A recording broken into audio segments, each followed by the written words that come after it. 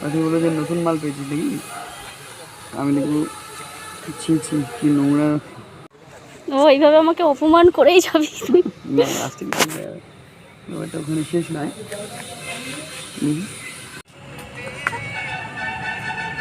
আয় ভাই এদিকে।